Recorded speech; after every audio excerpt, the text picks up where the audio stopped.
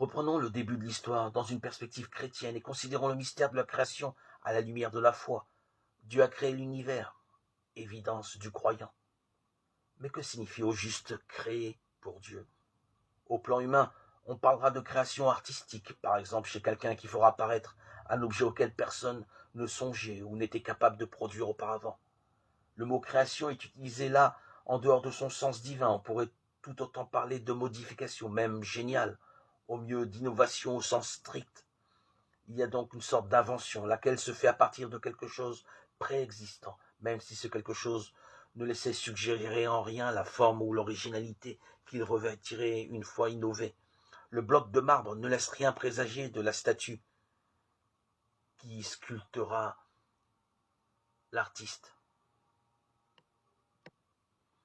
En revanche, quand Dieu crée l'univers, il le fait apparaître à partir de rien, sans matière ou chose préexistante. Il y a deux actes que l'homme ne peut produire et que Dieu peut produire. L'homme ne peut pas créer une réalité, mais il peut la transformer. Il pourra façonner une poterie avec de la glaise. Pourtant, une matière lui sera nécessaire pour la transformer. Il sera capable d'inventer la fission nucléaire, mais il devra disposer de l'atome et le traiter, le transmuter en vue de réaliser son projet.